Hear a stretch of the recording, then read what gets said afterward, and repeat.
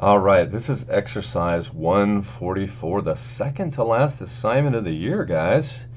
So here it is. Boy, oh boy, it's a wild looking one, isn't it? So we got lots of hexagons and other interesting things going on here, but there's so much symmetry that I feel like it's not as awful as it might appear. Um, and I think the strategy that I'm going to take with this thing, looking at this here, you see there's this kind of central hub. And if you look over here, you can see that it's not symmetrical. Okay, so you've got a you got an interesting little extrude going on here. Boy, oh boy, that's gonna pose an interesting problem for us. I think what we're gonna do is make this center hub as a circle that's symmetric, because I really want to maintain this line of symmetry right down the middle for these parts here. Okay. And so I think what we're going to do is I think I'm going to make this central part of the circle, okay, the green part here that underlies that, and make another sketch to make this rim of the thing, okay?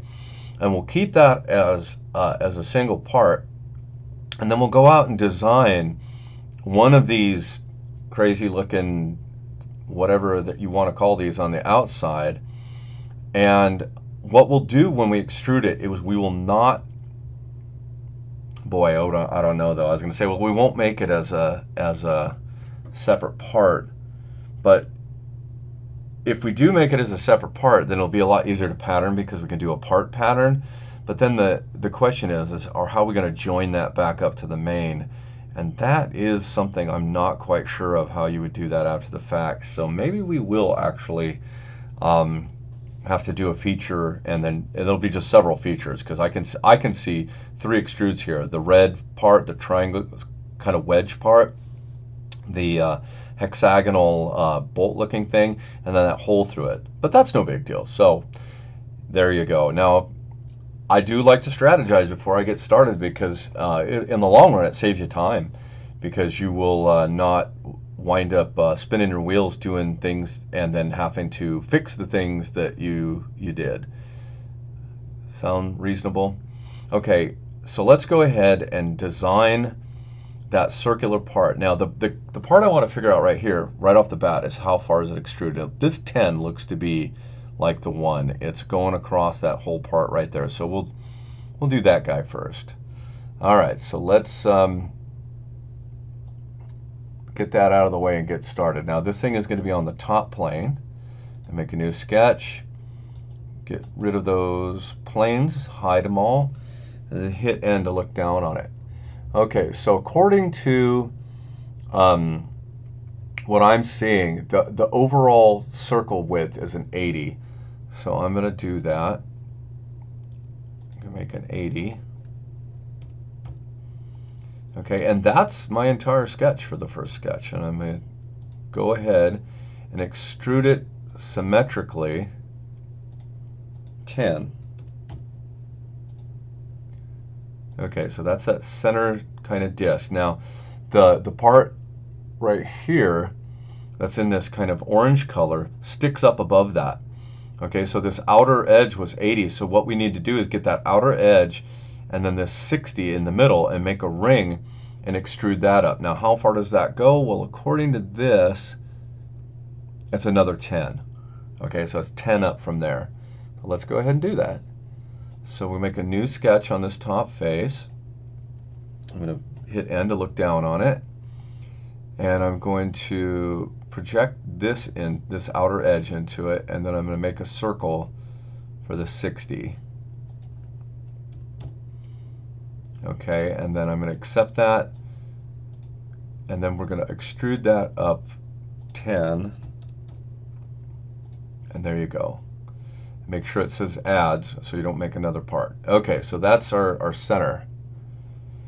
Okay, now we're going to make a new sketch on that same top plane, and this is where we're going to design one of these parts that sticks out here. And I'm going to do this one right here because it just seems it's already got all the dimensions on it, all the things that we need, and I can see that I'm going to need some construction lines, or I'm actually not necessarily. The thing that looks to me like is that this line here and this line here point towards the center. Okay, and I think what we might want to do actually, no, I think we're cool. We don't need to make them connect to the center, because if we make this construction line out here and then we make these angled and symmetric, then they will be pointed towards the center, I believe. And yeah, so yeah, because there's another dimension here. The 60 and the angle should give us exactly what we need. Okay, so yeah, that's cool.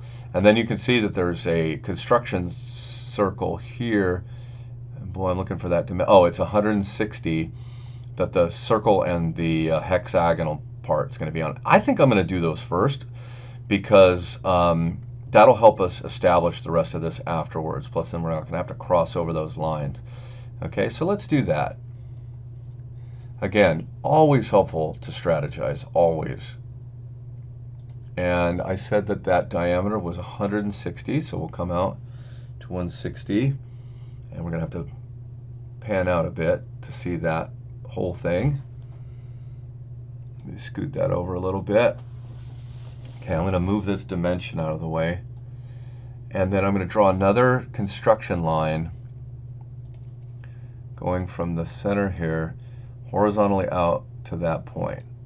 Okay, and that intersection is going to be where my circle and my hexagon are. The circle is 26 diameter, so let's put it there.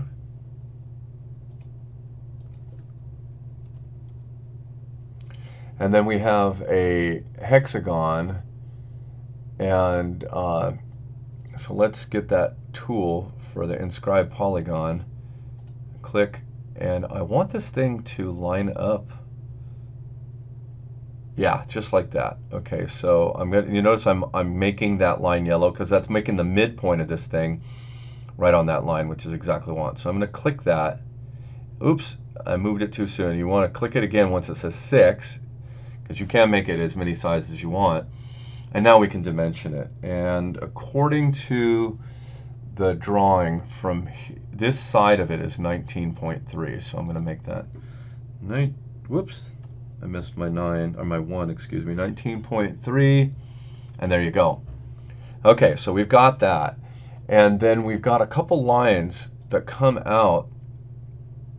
It goes out, and whoops, I'm sorry, I didn't click soon enough. There we go, something like that. Oh, you know what?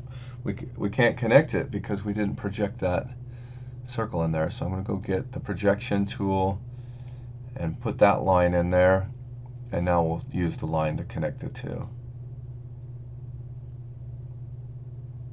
There we go. Make sure that's yellow so it's connected. And then that doesn't look vertical to me, and yet it looks like it has a vertical constraint on it. That's interesting. Is it just my eyes? Let's see if I click on it, does it change it? Nope.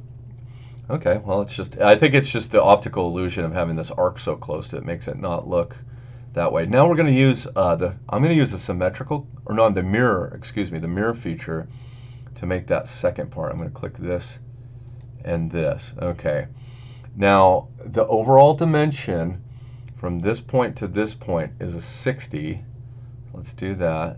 From here to here is 60. Ooh, we were already pretty close.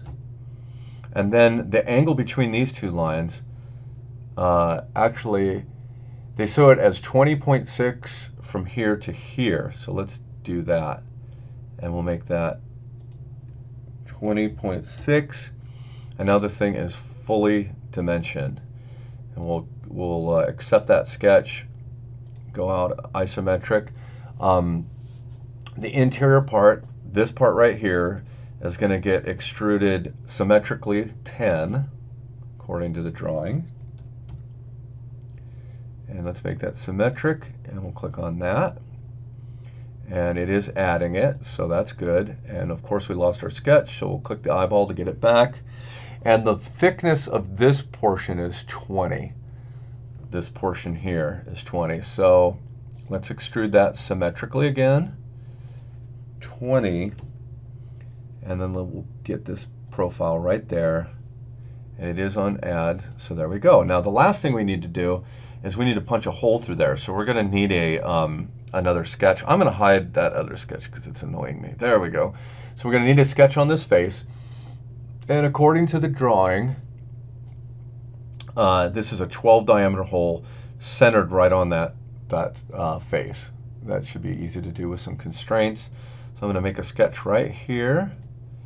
Hit N to look right on it. Get my circle tool.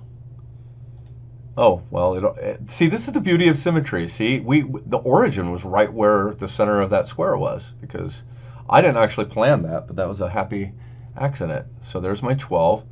I can accept it, and I need to do a remove extrude on that, and click it, and you notice it's going too far. I only want it to go to the inside surface, so instead of blind, I'm going to say up to face, and then select that interface, and there we go.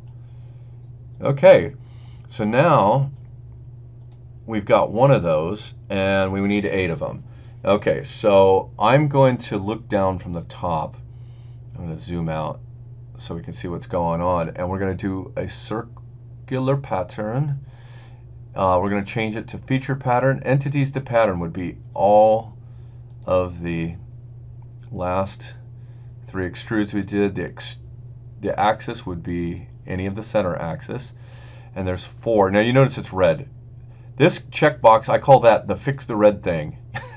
I don't know what it does, but it always seems to fix the red thing. I'm going to change that to 8, and look at that, dude. That is cool. And we're going to look at it isometrically, and there's our part.